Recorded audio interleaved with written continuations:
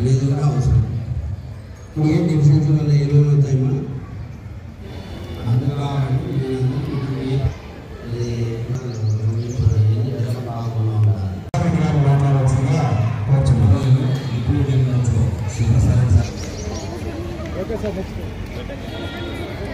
Nausea nausea ఎలా ఉంది చెప్పు దూరంగా చూడు బాగా ప్రాబ్లం అరే సాటిస్ఫైడ్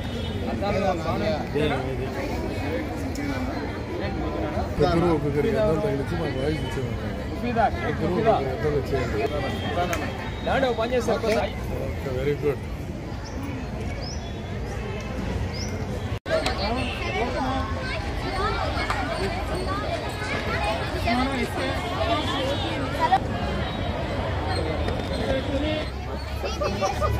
చూడండి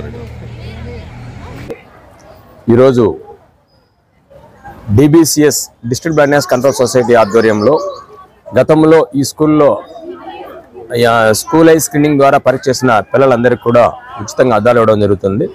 గతంలో 1065 మంది పిల్లలకు గాను 965 మంది పిల్లలు ఆ రోజు హాజరవ్వడం జరిగింది.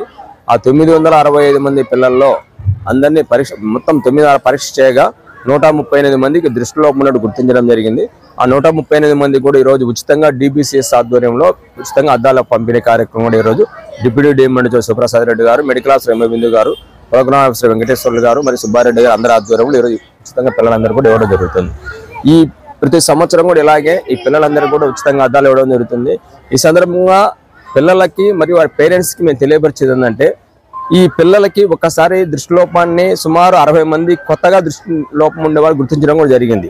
ఆ 60 మందికి వాళ్ళకి దృష్టిలోపం ఉందినట్టు కూడా తెలియని పరిస్థితుల్లో మేము వచ్చి పరీక్ష చేయడం ద్వారా అంటే గవర్నమెంట్ ద్వారా పరీక్షలు చేయించడం ద్వారా దృష్టిలోపం ఉన్నట్టు గుర్తించడం జరిగింది. వారందరికీ అద్దాలు ఇస్తున్నాం. కొంతమంది పేరెంట్స్ ఏం చేస్తున్నారంటే అందరూ ముఖ్యంగా ఈ స్కూల్ అంతా ఆడపిల్లలు ఎక్కువ చదువుతున్నారు కాబట్టి ఆడపిల్లలకైతే పేరెంట్స్ మీరు అద్దాలు అవసరం లేదు, అద్దాలు పెట్టకండి, అద్దాలు పెడితే ఇప్పుడే ఎందుకు అని చెప్పి పేరెంట్స్ సైడ్ నుంచి వాళ్ళకి సరైన సపోర్ట్ కూడా లేకుండా ఉంది. కాబట్టి కంపల్సరీ ఎవరికైతే దృష్టిలోపం ఉంటుందో వారందరికీ కరెక్ట్ చేసి అద్దాలు ఇచ్చినప్పుడే వాళ్ళకి చూపు బాగా కనిపిస్తుంది. చూపు ఎప్పుడైతే బాగా ఉంటుందో చదువులో రాణించగలుగుతారో భవిష్యత్తులో కూడా వాళ్ళ ఆరోగ్యాన్ని కూడా కాపాడుకుంటారు. కాబట్టి ఈ సందర్భంగా పేరెంట్స్కి మేము రిక్వెస్ట్ చేసిందంటే పిల్లల్ని ఎంకరేజ్ చేయండి, కానీ అద్దాలు పెట్టుకోమని జాగ్రత్తలు చూపించి మేము ఇచ్చిన అద్దాలు ఒకసారి పోయిన పక్షంలో వాళ్ళు ఏదైనా పోగొట్టుకున్నట్లయితే కూడా ఇమ్మీడియట్గా ప్రభుత్వ ఆసుపత్రికి కానీ ప్రైవేట్ హాస్పిటల్కి వెళ్ళి పరీక్షించి మళ్ళీ వాళ్ళకి అద్దాలు ఇప్పించాల్సిన బాధ్యత కూడా తల్లిదండ్రులకు ఉందని సందర్భంగా నేను తల్లిదండ్రులు రిక్వెస్ట్ చేస్తున్నాను. హాయ్ హలో, నేను మహేష్ విట. Please do subscribe to Proddatur news. ప్రొద్దుటూరులో జరిగే ప్రతి అప్డేటు ఎప్పటికప్పుడు మీరు చూడాలనుకుంటే ప్రొద్దుటూరు న్యూస్ అనే యూట్యూబ్ ఛానల్కి సబ్స్క్రైబ్ అవ్వండి.